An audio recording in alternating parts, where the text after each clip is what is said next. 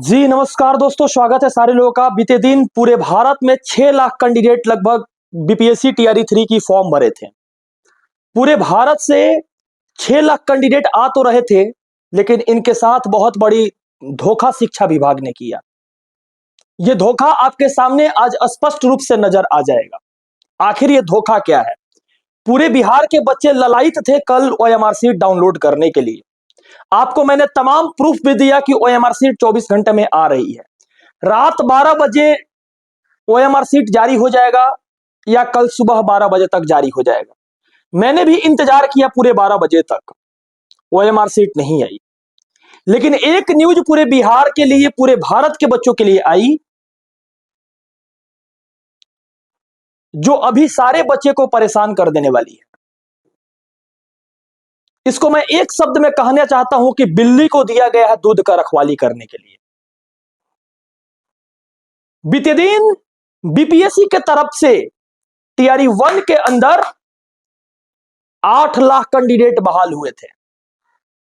20 दिन में उन सारे लोगों की ओएमआर सीट की जो स्कैनिंग थी पूरा हो गई थी, और ये बीपीएससी अपने माध्यम से कराई थी। लेकिन इतनी बड़ी घटना, इतनी बड़ी मिसअंडरस्टैंडिंग बीपीएससी करेगी, ये बात कोई नहीं जानता था। बीपीएससी संघ लोक सेवा आयोग बिहार का जो है पीसीएस, एक बहुत ही प्रतिष्ठित और बहुत ही, एक नजर से देखा जाए तो इंसानियत भरी सिनेरियो क्रिएट करके रखी थी। लेकिन आज जो सिनेरियो नजर आ रहा आपके सामने, दिल दहला देने वाला है। यह सिनेरियो कुछ ऐसा है कि पूरे बिहार के बच्चे का जो ओएमआर सीट था, अभी कुछ देर पहले पता चला, जो 12 बजे से डाउनलोड होने वाली थी, वो बेलाट्रॉन के हाथ में दे दिया गया है। और बेलाट्रॉन एक ऐसा कंपनी है जो पिछले 20 एग्जामिनेशन में क्वेश्चन पेपर लीक होने का और बदनामी का एक बहुत ही बड़ा ठिकरा उसके ऊपर साबित किया गया है। तमाम मीडिया बंधुओं के तरफ से बेलाट्रॉन की क्या स्थिति है उसको दर्शाया गया है बीते कालखंड में। यह कालखंड के अंदर बीपीएससी की तरफ से जब 8 लाख ओएमआर स्कैन हो जाती है टीआरई 1 की, टीआरई 2 की, तो ये 6 लाख कैंडिडेट कौन थे? आखिर ऐसा क्या दिक्कत पड़ गया कि इतना दिन के बाद ओएमआर सीट को जारी करने के लिए, और जबकि 20 दिन के बाद हो जा रहा है, लगभग 20 दिन पूरा हो गया, उसके बाद ओएमआर सीट भेजा गया बेलाट्रॉन को, और कहा जा रहा है कि 13 तारीख के दिन रिजल्ट आएगी, आप लोग की ओएमआर सीट आएगी। आखिर बीपीएससी को ऐसा कौन सा परेशानी हो गई थी कि ओएमआर सीट को बेलाट्रॉन के हाथ में देना पड़ा? क्या बेलाट्रॉन जो है वो टेक्निकल रूप में सही कंपनी है?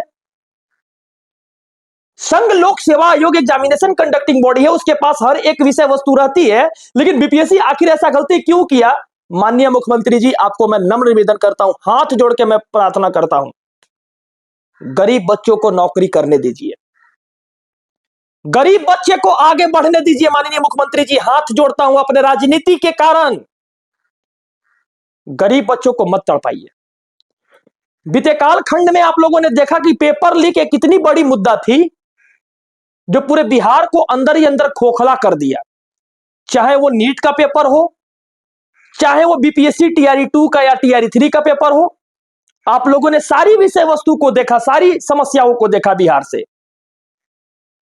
अगर देना ही रहता, बीपीएससी कंपनी जो है प्राइवेट कंपनी को नहीं देती, बल्कि खुद वो कार्य करती अपने अपने वो आंखों के सामने। लेकिन किस प्रकार के ब्यूरोक्रेट लोग जो हैं बीपीएससी के अंदर की इतनी बड़ी बड़ी फैसला ले रहे हैं।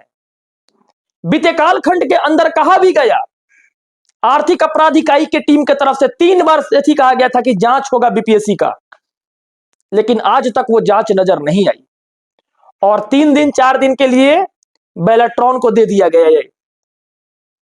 सोचिए पूरे बिहार के बच्चे को क्या अभी बीत रहा होगा उनके ऊपर, जो लोग एग्जाम देकर आए हैं।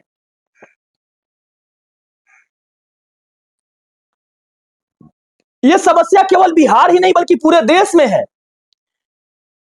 बीते कालखंड में जब बेलोट्रॉन की स्थिति को मैंने भी पढ़ा सोशल मीडिया साइट पे, तो तमाम पेपर लीक, तमाम गलत नीति के अनुसार लोगों को वैकेंसी में जॉब देना, उसके साथ साथ लोगों को ज्वाइनिंग तक करवाना, और बीते दिन आप लोग देखे होंगे कि 20,000 रुपए वाला कॉल फ्रॉड आ रहा था। आखिर ये डाटा उन लोगों के पास नहीं थी तो वो लोग फोन कर कैसे रहे थे? तमाम लोगों के द्वारा आर्थिक अपराध इकाई की टीम के द्वारा कहा गया कि अगर कोई आपसे पैसा मांगता है तो आप मुझे दीजिए, सौंपिए, मोबाइल नंबर सौंपिए। मोबाइल नंबर भी दिया गया। आर्थिक अपराध इकाई की टीम 294 लोगों को जो गिरफ्तार की थी हजारीबाग के बैक्वेट हॉल से, उन सारे लोग का सूचना दिया, लेकिन बीपीएससी कहां किसी को बैन किया? कोई कानून बीपीएससी ने लागू उन लोगों पर नहीं किया। अतुल प्रसाद जब तक थे तब तक काम होता था। भले वो मास्टरमाइंड थे, यूपी के लोगों को बहाली देते थे, लेकिन अतुल प्रसाद जब तक थे वो बेलेट्रॉन के हाथ में कोई भी पेपर नहीं गई थी। लेकिन ये पेपर भेजकर पूरे बिहार के बच्चों को असमंजस की स्थिति में डाल देने वाली सरकार जो है वो असामाजिक तत्व को सामने पेश कर रही है। माननीय अपर मुख्य सचिव सर, आपको भी मैं हाथ जोड़कर नम्र निवेदन करता हूं, अपर मुख्य सचिव सर, इससे अच्छा रहता कि शिक्षा विभाग में सचिवालय में मंगाकर अपने आंखों के सामने सारे ओएमआर को एक्सचेंज करवाए रहते। अरे आपके जैसा तो पढ़ा लिखा व्यक्ति भी कोई नहीं है। आईआईएम अहमदाबाद से आप पढ़ाई किए हैं, यूपीएससी में कंप्यूटर साइंस था आपका, उसके बाद आप आईएएस बने, इससे बड़ा कोई डिग्री होता है? लेकिन आप इस विषय वस्तु को तो समझ सकते हैं ना। लेकिन पूरे बिहार की स्थिति को आज खत्म डोल कर दिया गया। पूरे बिहार में सारे बच्चों को खून के आंसू रुला दिया गया। बेलोट्रॉन के बारे में क्या कह सकते हैं आप भी कहिए। और जो आपकी 24 घंटा में रिजल्ट डाउनलोड हो रही थी, पूरे बिहार को एक खबर थी और तमाम न्यूज चैनल पे यह चीज पुष्टि हूं कि अगर नहीं सुनना चाहती है सरकार तो एग्जामिनेशन लेना छोड़ दे। अगर किसी प्रकार की गड़बड़ी होती है, बिहार के बच्चों के साथ धोखा होता है, तो बताइए इसका जवाबदेह कौन होगा? क्या माननीय मुख्यमंत्री जी के इसके ऊपर संज्ञान लेना चाहिए कि नहीं लेना चाहिए? अगर हम संघ लोक सेवा आयोग को दिए हैं कॉपी पूरा एग्जामिनेशन लेने का टेंडर, तो संघ लोक सेवा आयोग काम करेगी कि उसमें बीएसएससी को बुला लेगी, उसमें बेलेट्रॉन को बुला लेगी, बिहार स्टेट को बुला लेगी, सारे कंपनी को बुला लेगी, टीसीएस को बुला लेगी, 2-4-5 और ही कंपनी बच गया बुला कर रख लेगी। तो फिर बिहार में उन सारे लोगों की क्या जरूरत है जो बीपीएससी के अंदर बहाल हुए हैं? क्या बच्चों की जिंदगी प्यारी है कि नहीं है बिहार सरकार को? बिहार के बच्चे गरीब लोग नौकरी करें या नहीं करें?